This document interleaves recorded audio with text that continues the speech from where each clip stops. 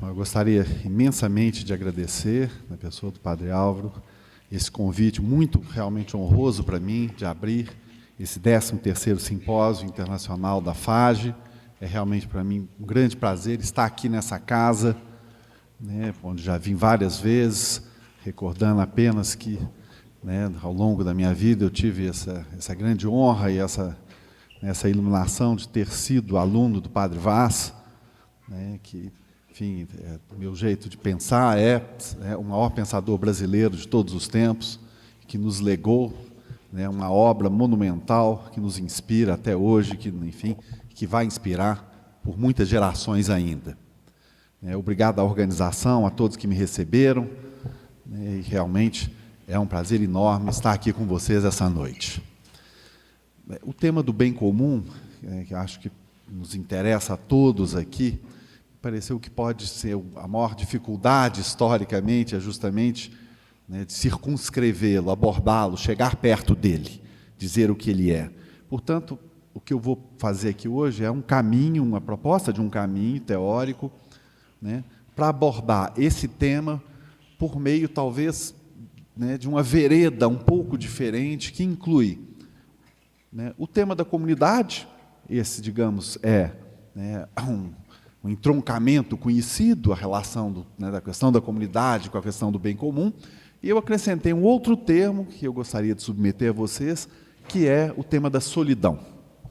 Então, em grande parte, eu vou tentar conversar com vocês, propor e ouvir a crítica de vocês, se é possível pensar a solidão não apenas como um estado pessoal ou um estado de alma, mas também como uma categoria passível de ser pensada no interior de uma reflexão política.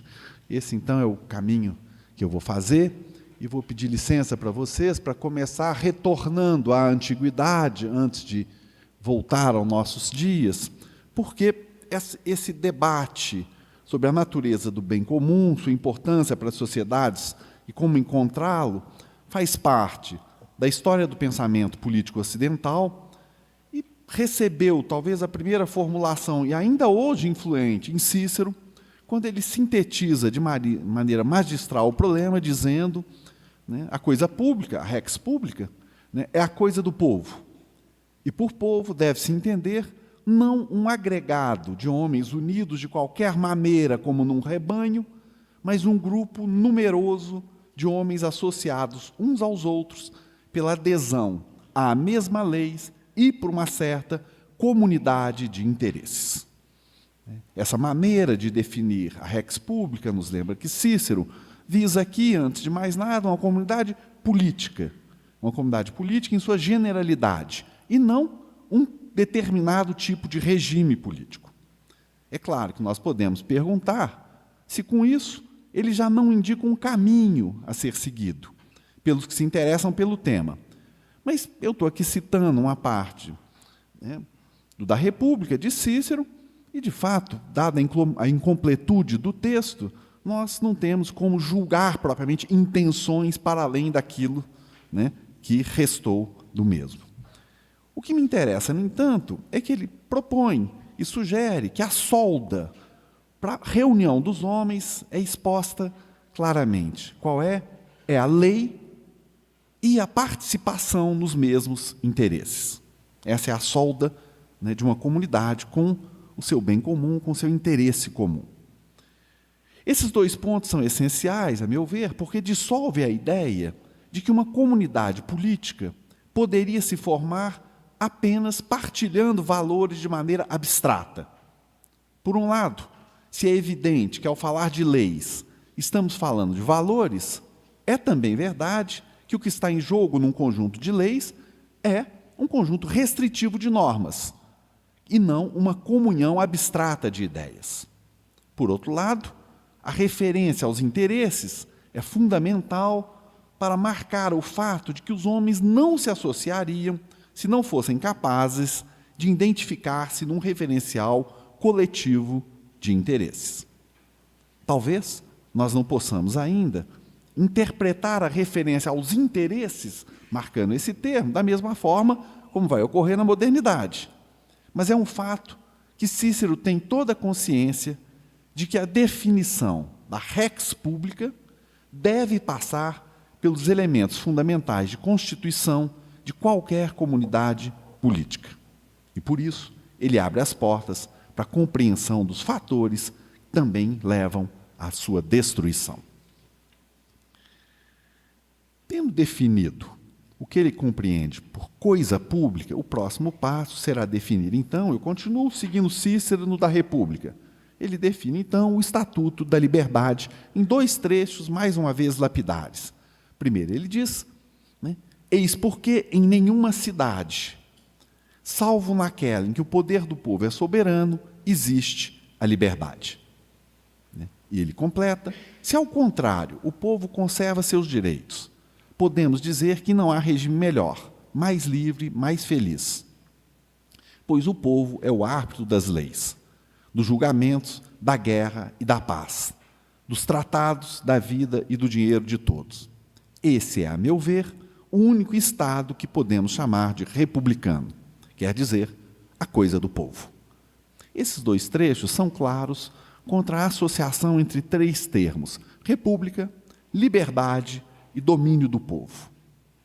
O que interessa aqui é que essa definição tem de ser trabalhada em seus detalhes, pois ela vem logo depois de uma crítica justamente aos regimes chamados por ele de parciais, e que englobam, no caso da antiguidade, esse velho, né, preconceito dos autores antigos contra a democracia, tal como entendida naquele tempo. Ou seja, Cícero tem plena consciência de que a liberdade é um bem maior e que a definição da coisa pública coloca lado a lado o elemento popular e a doce liberdade, mas também sabe que o agenciamento desses elementos está longe de ser fácil. Vou só lembrar que esse texto agencia também o problema da igualdade, quando ele diz deve haver igualdade de direitos entre todos os cidadãos de uma mesma república. Né? E, na continuação, na terceira parte, ele também lembra, né, um tema que será um tema importante em Tocqueville e na modernidade, do que ele chama de interesse bem compreendido, para logo depois falar na questão da justiça. Eu vou deixar de lado essa exposição, que certamente muitos de vocês conhecem, apenas lembrando a estranha quase contemporaneidade dos termos do problema posto por Cícero. Mas eu queria, mesmo deixando de lado, então, essa análise mais próxima do texto, apenas lembrar, né, algo que nos interessa aqui, pelo menos a partir da proposição que eu fiz, é que neste universo conceitual, no qual a figura do cidadão é a única que interessa, por ser nessa condição que nos relacionamos com a ideia do interesse comum, não há lugar para a solidão, que é um dos termos do problema que abordo hoje com vocês. Ou melhor, nesse universo conceitual, a solidão é a marca da condição dos escravos, que não podem participar das decisões da cidade e permanece isolado em sua existência individual. É claro que no mundo grego, no mundo romano, os cidadãos podem se sentir solitários em suas vidas particulares, mas nunca na arena pública, que é o que me interessa aqui.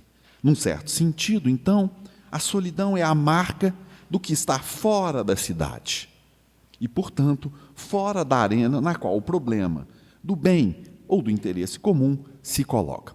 Ao longo dessa minha fala, eu vou tomar como sinônimo interesse comum e bem comum, seguindo Cícero, em que, né, na verdade, fala em interesse comum e não em bem comum.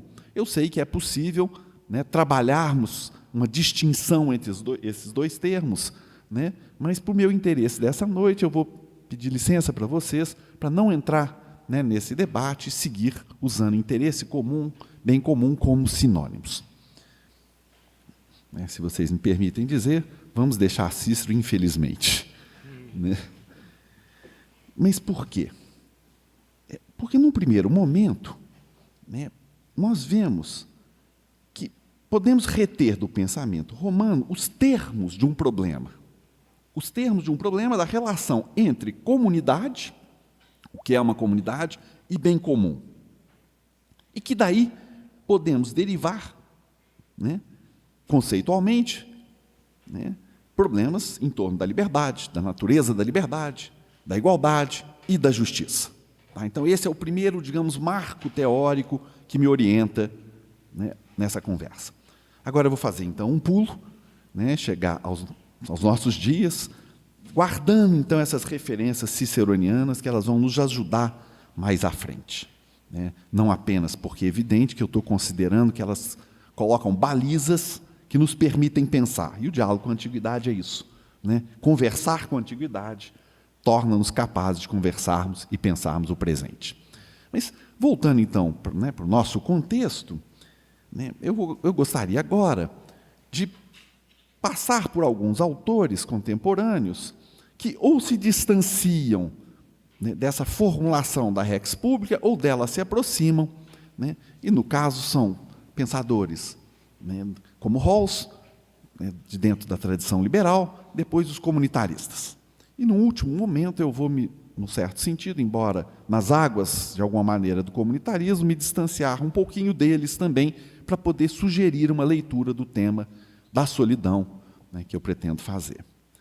Uma das posições filosóficas mais importantes da atualidade, e que nós podemos chamar, e aqui eu estou copiando a maneira como Charles Taylor chama, de atomista, coloca em dúvida a formulação do problema do que é uma comunidade e como ela se relaciona com a noção de bem comum.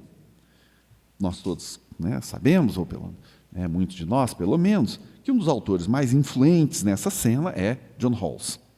Seria impossível, é claro, né, tentar resumir no espaço desse encontro, né, a complexidade dos seus argumentos, o conteúdo dos seus livros sucessivos, que vão alterando alguns tópicos, mas, sobretudo, também dos debates imensos que a sua obra gerou. Mais modestamente, me interessa aqui lembrar alguma das suas formulações que podem me levar a pensar que, embora importante, os problemas relacionados à definição da comunidade política, em sua relação com uma certa concepção do que é o bem comum, são, para essa tradição, secundários se levarmos em conta a maneira como as sociedades contemporâneas livres se instituíram. Então, eu começo, na verdade, com um pensador que deslocou o eixo, né, do que nós podemos chamar de tradições republicanas, eu prefiro usar esse termo agora no plural, né, que é Rawls, que, né, se afasta, né, não do tema da liberdade, mas se afasta do tema do bem comum para formulá-lo, no entanto, depois, no interior de uma teoria da justiça. Ora, eu vou seguir aqui brevemente Rawls, apenas para situar, né, do que eu estou falando. Na apresentação do seu livro mais conhecido, A Teoria da Justiça, e que ele chama de preliminar dos princípios que devem constituir uma comunidade política livre, ele afirma, eu cito Rawls, em primeiro lugar, cada pessoa deve ter um direito igual ao sistema mais vasto de liberdades de base igual para todos, que seja compatível com o mesmo sistema para os outros. Em segundo lugar, as desigualdades sociais e econômicas devem ser organizadas de maneira tal que, primeiro, nós possamos razoavelmente esperar que elas sejam vantajosas para todos. Segundo, que elas sejam ligadas a posições e funções abertas a todos. É o fim da citação. Esses princípios são objeto de uma larga discussão no interior da sua obra. Interessa-me aqui ressaltar que eles fundamentam, e esse é o meu ponto, uma concepção da vida em sociedade erigida sobre a ideia da prioridade da justiça e do direito. Isso significa que a justiça não pode ser considerada um valor dentre outros, mas sim o valor que serve de medida para os outros valores. A prioridade da justiça significa, para Rawls, que ela não pode ser sacrificada em nome de nenhum outro valor, como, por exemplo, justamente aquilo que nos interessa aqui, a noção de bem comum, que transcenda os indivíduos. Na verdade, a teoria da prioridade da justiça em Rawls vai de par com a concepção atomista, para conservar o termo do Taylor, da sociedade, e que tem seu fundamento último na pessoa e não na comunidade. Eu estou usando aqui o termo pessoa para traduzir self, né? Enfim, essa é uma tradução, claro, que pode ser corrigida, mas eu acho que é uma tradução, né, que pode ser usada. Portanto, né, a pessoa é o ponto final do processo de descobrimento dos fundamentos da vida em comum. E por isso, Rawls pode afirmar, pois a pessoa, no texto dele, o self, é anterior aos fins que são afirmados por ela. A unidade da pessoa implica que o sujeito humano é soberano enquanto agente de escolhas, que formata o mundo no qual pretende viver. Esse sujeito decide no âmbito da vontade, sem que, para isso, dependa de um conhecimento prévio da situação na qual se encontra. Mas também é preciso ver, que Rawls sublinha, sem desconhecê-la inteiramente. De maneira resumida, podemos dizer que, em Rawls, a primazia da justiça, a primazia do direito, que leva à construção do que Taylor chamou de sociedade procedimental, e a unidade da pessoa, do self, forma a estrutura de base da sua teoria política. No tocante à relação dos indivíduos com a noção de bens, Rawls sintetiza a questão dizendo, eu cito Rawls, assim, uma pessoa moral é um sujeito que possui fins que ele mesmo escolheu. E, fundamentalmente, ele prefere as condições que lhes permitam construir um modo de vida que exprima, da maneira a mais completa, sua natureza de ser racional, livre e igual aos outros. Tomando como referência os problemas que me guiam hoje, a saber, a relação entre solidão, comunidade e bem comum, eu acredito poder dizer que Rawls oferece uma concepção das comunidades políticas e de seus participantes que coloca o problema do bem comum no que eu chamaria de uma posição derivada. Com efeito, ao afirmar a primazia da justiça e a precedência da pessoa e sua unidade, ele não diz que uma comunidade determinada não pode afirmar valores e escolher bens em comum. Ele não diz isso. Para ele, uma comunidade que fosse incapaz de dar aos indivíduos satisfação aos seus desejos não poderia ser considerada justa. Mas o mais importante para nós é a afirmação de que a aceitação de um bem que seja comum passa pelo processo de enunciação dos bens individuais e pela possibilidade dos sujeitos realizarem o que ele chama de projetos de vida. Por isso ele pode dizer, Rawls, a ideia principal é que o bem de uma pessoa é determinado por aquilo que é para ela seu projeto de vida, de longo prazo, o mais racional possível, à condição de se colocar em circunstâncias suficientemente favoráveis. E ele completa, um homem é feliz quando ele consegue, mais ou menos, realizar esse projeto. Para dizer rapidamente, o bem é a satisfação do desejo racional. Bom, deixa, fim de citação. Isso não quer dizer que não existam bens comuns. Essa prioridade do problema a partir da pessoa, a prioridade a partir do indivíduo, não significa que não existam bens comuns. Ao contrário, o pensador americano afirma com todas as letras que existem bens que dizem respeito a todos, né? E que as instituições podem ser analisadas a partir da sua eficácia em garantir de maneira geral as condições de realização para todos de seus objetivos e também dos objetivos que são comuns a todos. Aí, diz Rawls, há de fato questões que tocam aos interesses de todos. Eu estou citando Rawls, sem concernir de maneira correspondente aos problemas de repartição. É para essas questões que podemos utilizar o princípio do interesse comum.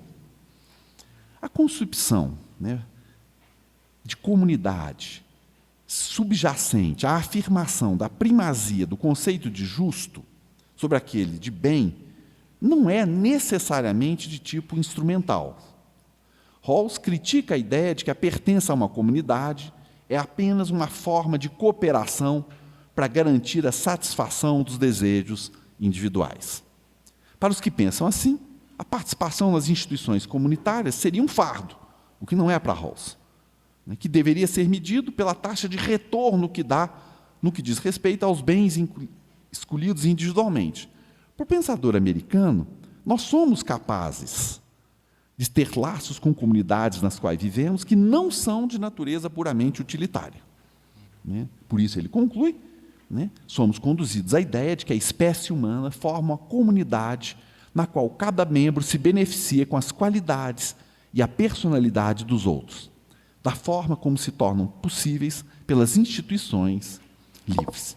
O que eu queria assinalar, no entanto, é que essa maneira de encarar o problema da comunidade humana não altera o fato de que Rawls tem uma concepção individualista da sociedade livre, na qual a justiça é o fundamento último do contrato.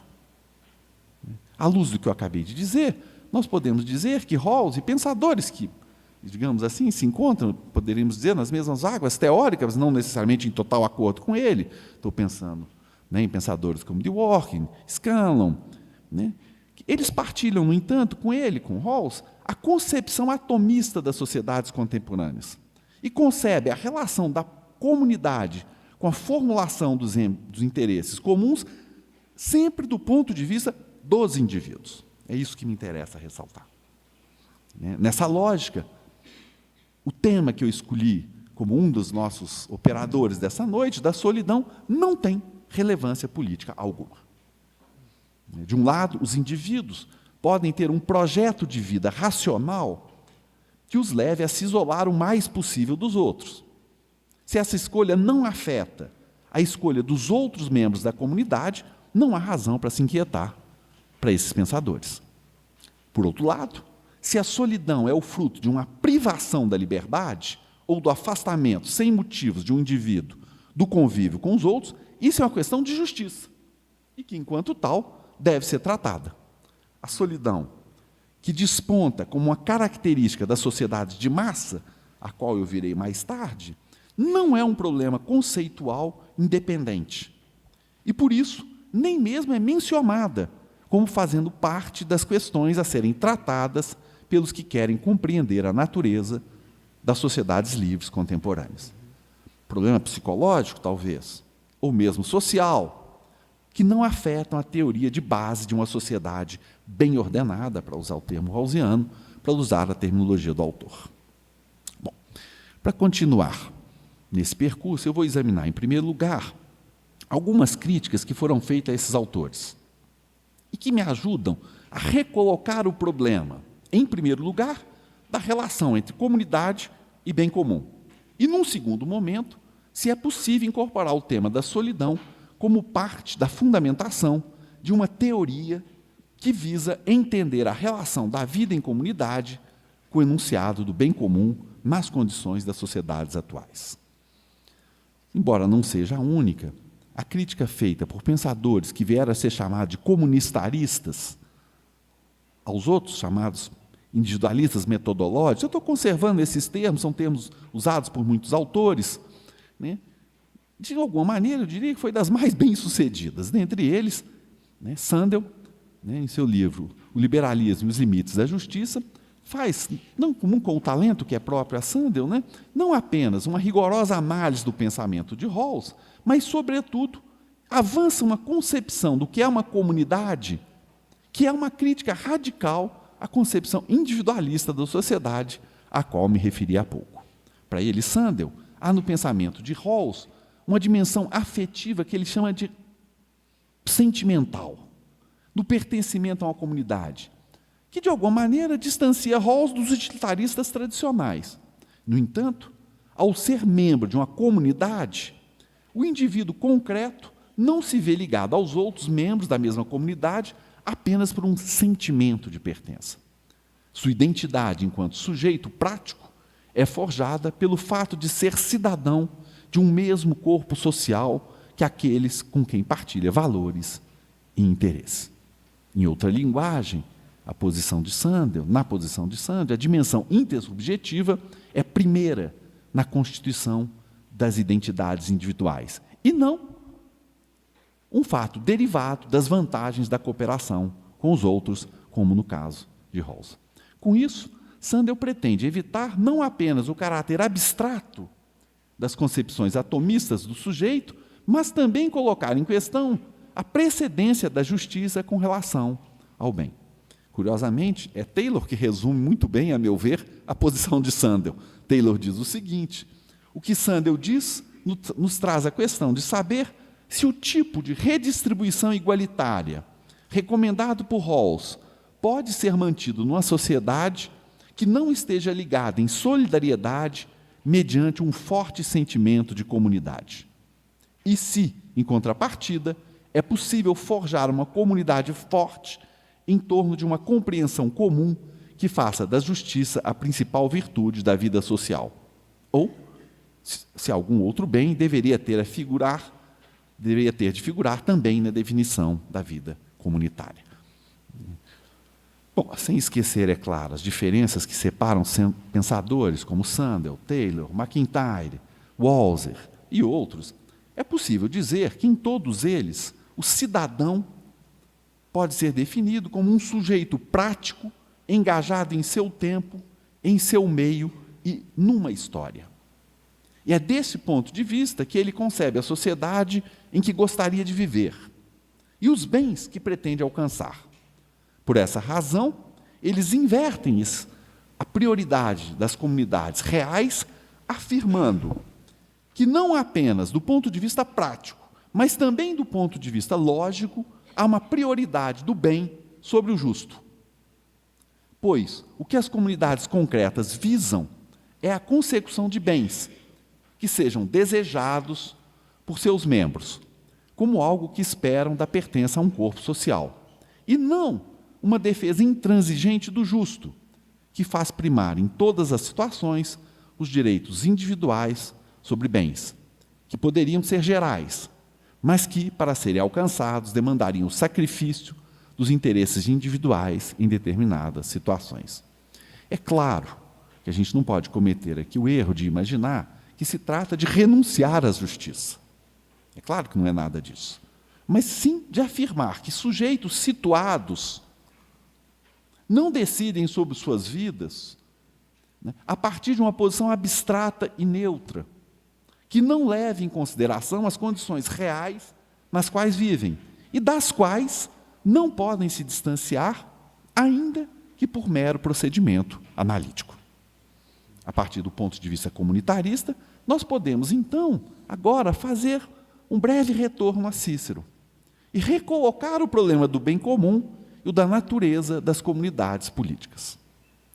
Ora, dentre os autores citados, Charles Taylor, a meu ver, é o que permite uma melhor aproximação com a concepção republicana do que é uma comunidade.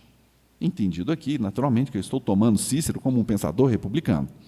Em suas críticas ao modelo de sociedade procedimental, oriundo das concepções liberais, Taylor apela para a tradição cívico-humanista, que no começo da modernidade fez a ponte entre a antiguidade e as sociedades mercantis italianas. Em sintonia com o que dizia Cícero, ele mostra que os republicanos italianos se baseavam na ideia de que, numa sociedade livre, as leis deveriam ser vistas pelos cidadãos como uma extensão deles mesmos. Este vínculo entre os cidadãos e a comunidade política implica em dizer que as relações intersubjetivas são capazes de tecer uma rede de identificações que fazem os membros de uma sociedade sentirem-se parte de um todo, identificado pela noção de um bem que é o fato de todos. A partir dessa malha teórica, Taylor vai, então, dar um passo seguinte e dizer que nas sociedades modernas e contemporâneas, a virtude que corresponde a esse sentimento de pertença e de comunidade, diz ele, é o patriotismo. Nós podemos, naturalmente, nós podemos ter todo um longo debate sobre o entendimento do que seja isso, mas esse não é o ponto mais importante. O ponto importante é que, nessa lógica, não é preciso partir do que eu chamaria aqui de uma concepção metafísica do bem. Taylor tem uma frase muito simples, que ele diz que o bem é simplesmente aquilo que partilhamos. Essa frase é de Taylor. Ora, a partir dessa afirmação, ela avança para uma definição da República em que valoriza a participação dos cidadãos. Pois, diz Taylor, o vínculo de solidariedade com meus compatriotas numa república que funcione se baseia num sentido de destino partilhado, em que o próprio partilhar tem valor. Não resta dúvida que a ontologia atomista, que está na base do liberalismo de autores como Rawls, não pode dar conta de um regime que é essencialmente participativo. Pois, diz Taylor, num regime republicano, de modo geral, chama os cidadãos para que lutem em prol de sua própria liberdade. Mesmo que Taylor, ele mesmo, nunca tenha se preocupado, não se preocupou até hoje, em se dizer republicano, né, ele não hesita em afirmar, em outras palavras, desejo alegar que a tese republicana é tão relevante e verdadeira hoje quanto foi na Idade Antiga ou nos primórdios da Idade Moderna. Eu faço aqui, então, o nosso Cícero ressurgir na cena contemporânea, nesse embate entre os pensadores chamados comunitaristas e, digamos, esses grandes pensadores, Rawls e outros, que reergueram, digamos, a grande tradição liberal sob outro patamar. Taylor, assim como Maurício Vioroli, contribuíram para resgatar essa tradição republicana, a qual eu me referi no começo, tomando como ponto forte a ideia de que o patriotismo é a expressão de uma relação privilegiada entre o cidadão e os destinos de sua cidade.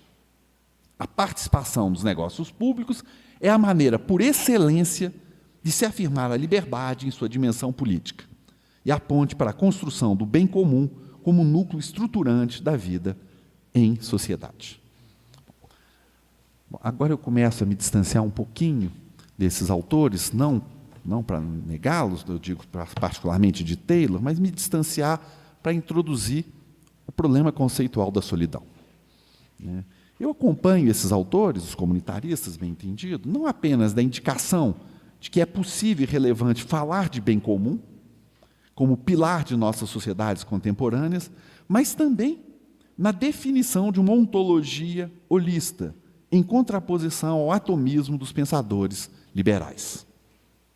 Acredito, no entanto, que é possível abordar o problema da participação cívica, a qual se referiu Taylor e Maurício Vioroli, no interior da tradição republicana, de um ponto de vista diferente daquele que os leva a afirmar o patriotismo como a verdade, ou, melhor, como a virtude por excelência.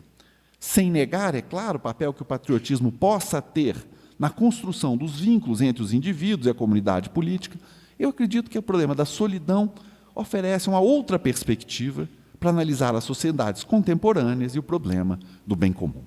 Eu passo agora a habitar esse último tema que, na verdade, me pilotou na produção desse texto para essa noite. Como eu disse anteriormente, na lógica do republicanismo da antiguidade, a solidão era a marca da escravidão, ou da condição privada da vida de um cidadão. Na cidade não havia lugar para a solidão. Para os pensadores liberais, que não hesitem em afirmar que uma sociedade livre pode existir, mesmo com a apatia dos seus constituintes, desde que as regras neutras do direito sejam usadas para regular relações sociais, como eu mostrei, não há lugar para fazer da solidão um conceito político. Em autores como Taylor, certamente nós podemos opor o cidadão participativo ao cidadão apático, e talvez chamar essa condição da apatia de solidão, mas não podemos dizer que esse seja um tema fundamental na demarcha argumentativa deles. O meu próximo passo é, pois, investigar se o tema da solidão dos cidadãos faz parte de uma maneira de pensar o bem comum nas sociedades contemporâneas, ou se, ao contrário, permanece uma questão marginal na teoria política. Eu vou fazer um passo em que eu recupero de novo Cícero, mas agora por meio da sua recepção no Renascimento. Por que eu faço esse passo? Porque os autores do Renascimento, autores que não são mais hoje tão conhecidos, tirando, é claro, Maquiavel, Guicciardini, mas enfim, eles tinham uma operação interessante que eles faziam, que é pensar a república e o seu oposto ao mesmo tempo, que no caso histórico eram as tiranias. Sempre que se falava de república, falava-se do seu oposto. O que eu quero me perguntar, então, como um passo argumentativo, é se o exame das características internas de um regime como a tirania nos ensina algo sobre a liberdade e a maneira como se define a natureza dos regimes como a república. Ora, para esses pensadores do Renascimento, né, eu estou pensando aqui mais diretamente em Leonardo Bruno, quanto menos os cidadãos participavam da vida pública, mais fácil ficava privá-los de seus direitos, de sua liberdade. Assim, em que pese a diferença entre as várias formas de tirania, elas todas eram marcadas pela diminuição, até o desaparecimento, da participação nos negócios públicos. Eu falei das formas de tirania, lembrando que a tradição medieval tem um longo trajeto de definição e de estudo das tiranias, tanto como conceito jurídico quanto conceito moral. Então, por isso, eu dizendo, né, sem precisar entrar, né, digamos, nessa bela discussão sobre a natureza das tiranias nos seus vários aspectos, o que importa é, a tirania implica, né, no fato que os humanistas italianos acreditavam que a liberdade pode ser medida por uma régua de participação, guardando, evidentemente, as devidas proporções e aceitando que eu estou incorrendo num certo anacronismo voluntário, e eu diria controlado, se possível, eu posso dizer que nós podemos aprender com Salutati, esse grande humanista do começo, né, do Quattrocento, e outros republicanos, que a apatia implica num risco grande para as repúblicas. Por quê? Porque, na lógica dos pensadores do Renascimento, desses pensadores, desses humanistas italianos aos quais eu estou me referindo, a apatia é a marca dos regimes tirânicos. É claro que eu estou falando de pensadores do começo da modernidade, pensadores que desconheciam o desenvolvimento posterior das sociedades capitalistas e o papel que o surgimento do indivíduo moderno iria desempenhar na consolidação das democracias contemporâneas. Daí a minha referência a um anacronismo. Mas, talvez exatamente por essa distância que existe entre o momento em que escreveram e nosso tempo, nós podemos ficar alertas para alguma das características das tiranias e dos despotismos que nos ajudam a pensar a condição humana nos tempos atuais. E aqui eu saio dessas águas do debate comunitarista, pensadores liberais, para lembrar que autores como Hannah Arendt e Claude Lefort, né, fizeram algo que nenhum desses pensadores fez, que foi trabalhar o tema da democracia em conjunto com o tema dos regimes totalitários. Isso é uma marca desses dois autores e de outros também. Do ponto de vista metodológico, eu poderia dizer que ambos repetiram o gesto teórico dos humanistas italianos, voltando o olhar para o interior dos regimes extremos, para quê? Como uma forma de compreensão da natureza dos regimes livres e de sua degradação. O que está me interessando aqui é esse procedimento dos humanistas italianos, herdado na contemporaneidade por autores que são próximos, né, de Taylor, por exemplo, os comunitaristas, na concepção da comunidade política, mas que colocam outro elemento na cena. Qual elemento? O regime totalitário, que é o sucedâneo trágico dos regimes tirânicos e despóticos da antiguidade e da modernidade. Eu vou dar, portanto, um outro passo, com a pressuposição que nós aprendemos sobre a liberdade, sobre o bem comum, examinando o seu oposto. É claro que aqui é uma aposta conceitual que eu estou fazendo, e submetendo a vocês. Mas, digamos, na esteira desses pensadores, justamente, que fizeram do par democracia-totalitarismo, uma ancoragem necessária para o pensamento político contemporâneo. Assim como os pensadores humanistas italianos haviam feito do par república, tirania, um assento natural de toda a reflexão política, mediado, por isso que eu chamei lá no Renascimento, por a régua da participação. Quanto maior a apatia, menor a participação, mais perto estaríamos de um regime tirânico.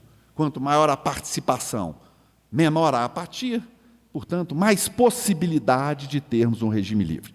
É essa régua dos humanistas que eu quero ver se é possível repor para as sociedades contemporâneas. E, para repor, é preciso refazer as oposições, porque as oposições aqui, no nosso tempo, podem ser ditas, pode ser dita entre a oposição república, democracia, regimes totalitários do outro. Ora, no âmbito dos estudiosos do nazismo e do comunismo soviético, encontramos em Arendt uma análise seminal do lugar da solidão na descrição da natureza das sociedades totalitárias. Então, esse é o meu ponto de entrada para o meu último item. Em seu escrito clássico sobre o totalitarismo, Arendt mostra que o processo de formação dos regimes extremos transforma não apenas a compreensão do que deve ser uma comunidade política, mas também dos indivíduos em seu interior. Agora eu cito Arendt. Os movimentos totalitários são organizações maciças de indivíduos atomizados e isolados. Distingue-se dos outros partidos e movimentos pela exigência de lealdade total, irrestrita, incondicional e inalterável de cada membro individual. É o fim da citação.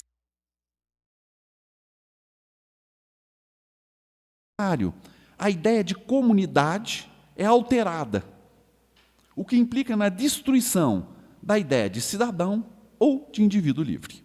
A comunidade, agora, passa a ser formada por critérios outros do que aqueles que sempre presidiram as filosofias republicanas. No lugar da liberdade e da igualdade de direito, surgem noções como as de raça ou de pertencimento a uma classe portadora de destino universal histórico. Nesse novo ambiente, a ideia de uma cidadania ativa ou mesmo de uma sociedade individualista deixa de fazer sentido. Ora, no tocante aos indivíduos, a marca dessas sociedades é justamente a solidão. A principal característica, diz Arendt, do homem-massa não é a brutalidade, nem a rudeza, mas seu isolamento e a falta de relações sociais normais. Nessas condições, não há espaço, agora sou eu falando, nem mesmo para falar em bem comum. Ou melhor, o que se admite como tal é a decisão prévia do poder sobre os destinos da comunidade. Assim, a noção de espaço vital para os nazistas pretendia se substituir a qualquer veleidade dos cidadãos em discutir o que era melhor para todos. Este ideal não só não dependia de cidadãos livres para ser formulado, como se fundava em determinações da natureza ou da história, no caso do comunismo soviético, que não deviam nada à liberdade de pensamento e à ação dos membros do corpo político. Diante da inexorabilidade das forças tremendas que comandavam o movimento interno das sociedades totalitárias, só restava ao homem de massas o isolamento ou a submissão total aos desígnios dos novos mestres. Eu chegaria a uma primeira conclusão, que a solidão é a marca da derrota, da condição de cidadão livres de um corpo político. Mas para que essa primeira conclusão não fique, digamos assim, muito parecida não, é apenas como uma conclusão retórica, eu gostaria então agora de aprofundar como último passo essa frase que eu acabei de propor para vocês, da solidão como marca da derrota, da condição de cidadão livre de um corpo político. Poder-se-ia alegar que a solidão que vemos se instalar paulatinamente nas sociedades totalitárias é o produto do regime. Aqui eu reforço o produto, mas não sua natureza nem seu princípio. É claro que eu estou aqui citando Montesquieu, mas assim como para Montesquieu o princípio dos regimes despóticos é o medo, podemos dizer com Hannah Arendt que o terror é a mola dos regimes totalitários. Nessa ótica, a solidão seria uma condição derivada da estrutura particular dos regimes e do seu modo de funcionamento. Algo que apareceria como resultado de uma forma de exercício do poder. Mas, numa primeira leitura, ela não seria uma característica que serviria por si só para nos ajudar a compreender nem o funcionamento dos regimes extremos e nem as características que os opõem às repúblicas e à democracia, metodologia que eu propus aqui um pouco antes. Então, eu estou sugerindo que é possível perfeitamente tomar isso que eu estou dizendo desse primeiro ponto de vista. Nele, a solidão do indivíduo atomizado seria apenas uma consequência da destruição das liberdades cívicas, e não um indicador que pudesse nos ajudar a compreender a vida política em geral, e nem o tema que nos interessa aqui. Ora, é claro que eu reconheço plenamente que essa é uma leitura possível do fenômeno da solidão nos regimes totalitários como um fenômeno derivado do exercício do poder. O exercício do poder pelo terror, pela força, né, total, produziria a solidão, mas ela seria apenas visível, algo que eu chamaria, né, na falta de um termo melhor, de uma solidão funcional, porque ela seria apenas a descrição da vida dos membros dos corpos políticos governados pelo terror, ou pelo medo, na linguagem de Montesquieu. Mas eu acredito que nós podemos falar de uma outra forma de solidão, e que eu chamaria aqui, né, de solidão político-cívica. Ela não é apenas o fruto do uso da violência como mecanismo para forçar a obediência dos habitantes de um Estado totalitário, mas eu diria, ao contrário, que ela se incorpora a eles, Estados totalitários, como um traço essencial do próprio regime. Ela descreve uma forma de existência e de individuação, lá onde faltam os territórios tradicionais de expressão da identidade do sujeito e dos grupos particulares. Dizendo em outra linguagem, a solidão político-cívica é a marca de uma sociedade na qual desapareceu a arena pública com seus vários espaços de manifestação do eu, ou da pessoa, do self, produto do mesmo processo que gera o isolamento do homem das sociedades de massa. Ela, a solidão político-cívica, aparece como um último registro do indivíduo, que aspira a ser membro de uma comunidade humana. Orlando Figes, esse historiador, enfim, do comunismo soviético, descreveu muito bem, a meu ver, essa forma de solidão em seu estudo da vida cotidiana sob o regime de terror staliniano. Falando do período mais sangrento da repressão do regime soviético a seus cidadãos, ele diz, eu cito Figes, tentava-se refugiar em um mundo de verdade privada. Alguns tinham o hábito de escrever um diário durante o grande terror. Apesar dos riscos, manter um diário era uma maneira de se construir um espaço privado, isento de toda dissimulação, de formular suas dúvidas e seus medos, em um tempo onde era perigoso de falar. A vida privada servia como último recurso para não se deixar mergulhar num mundo que parecia totalmente sem sentido com relação a tudo que se havia experimentado até então. Os escritos de Viktor Klemperer, por exemplo, durante o nazismo, né, mostram esse mesmo processo de mergulho na privacidade como uma última forma de resistência a um regime que não admitia contestação. Essa forma de vida, que alguns chegaram a chamar de exílio interior, não tinha nela mesma nenhuma eficácia política. E talvez por isso mesmo serve para explorarmos o que eu estou considerando como a última fronteira do animal político que somos. Com efeito, até mesmo pensadoras como Hannah Arendt, para quem a questão da solidão das massas é um tema fundamental, o metro para se medir a distância entre um regime de liberdade e os regimes totalitários é a legalidade. Quando Arendt vai tentar dizer, bom, o que separa esses extremos, ela vai dizer, é mais ou menos legalidade.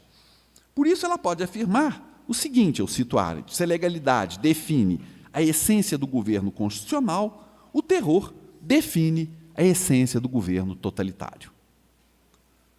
Ora, tudo se passa como se na última fronteira da vida em comum, quando até mesmo a esfera privada está ameaçada, nada mais houvesse a dizer que concernisse os indivíduos enquanto eles se agregam e desejam ser membros de uma comunidade. O recurso à ideia de uma solidão político-cívica serve para medirmos, a meu ver, a distância que separa uma comunidade política em sua manifestação mais ampla que seria aquela das repúblicas participativas, dos agrupamentos humanos, nos quais só resta uma vida privada, tão radical que concerne apenas ao indivíduo em sua busca de sentido. Em tal estado solitário, já não é mais possível falar nem de liberdade política e nem de igualdade de direitos. Sobrevive apenas a liberdade interior e uma forma negativa de igualdade, que Montesquieu já antevira nos regimes despóticos. Nesse sentido, é que eu sugeriria uma escala na qual o grau de liberdade política e de igualdade de direitos é medido não apenas pelo funcionamento das instituições, como querem os pensadores liberais, mas principalmente pela relação dos indivíduos com eles mesmos e com os outros. Quanto mais somos obrigados a nos refugiar em uma solidão inextricável, menos somos livres. Ao contrário, quanto mais nos relacionamos com os outros na busca pelo sentido, mais somos livres. Podemos sintetizar o que eu estou sugerindo de dizer por meio de uma escala, cujo principal ponto seria, o metro seria essa ideia de uma solidão político-cívica. Reformulando o que eu disse há pouco, assim, quanto maior é a solidão político-cívica dos cidadãos de um corpo social, menor sua liberdade e igualdade. Num sentido inverso, quanto menor é a solidão político-cívica, maior é a liberdade, a igualdade e a possibilidade de participação dos indivíduos na escolha dos bens públicos. Cada degrau dessa escala corresponde a uma forma específica de regime político, mas os dois extremos, que para os humanistas italianos era a república e a tirania, passam a ser, em nosso tempo, as repúblicas e os regimes totalitários. Concluindo, nessa lógica, os pensadores liberais, que obviamente defendem o papel da liberdade na constituição das sociedades ideais, não prestam atenção ao fato de que, ao admitir que uma sociedade democrática possa ser habitada por cidadãos apáticos, abrem as portas para a corrupção dos próprios valores que defendem. No outro extremo, escritores da antiguidade que, como Cícero, pensavam a liberdade como um bem último das sociedades republicanas, caíam em contradição quando admitiam no seio das repúblicas a presença de escravos, que representavam, no contexto do mundo antigo, a figura máxima da solidão político-cívica. Quanto mais somos empurrados para a solidão, menos somos capazes de nos ver como partes de uma comunidade e menos somos capazes de visar algo que podemos chamar de bem comum. Se admitirmos que a busca de um bem comum é algo extremamente desejável, devemos aceitar que nos horizontes da vida em comunidade podemos ser confrontados com vivências nas quais desapareceu a palavra e só resta o refúgio de uma interioridade cortada do convívio com os outros e, por isso, impedida até mesmo de almejar algo em comum que só pode existir lá onde uma comunidade situada no tempo e numa linguagem partilhada. Mas temos de estar conscientes de que, nesse extremo da vida totalitária, desaparece até mesmo a possibilidade de visarmos a construção de um bem comum, qualquer que ele seja. Entregues a nós mesmos, somos seres que lutam pela vida, mas que não podem mais ser livres e nem iguais, e para os quais a justiça deixou de ser um horizonte da vida em comum. Obrigado pela atenção de vocês, é isso que eu queria propor para a nossa conversa.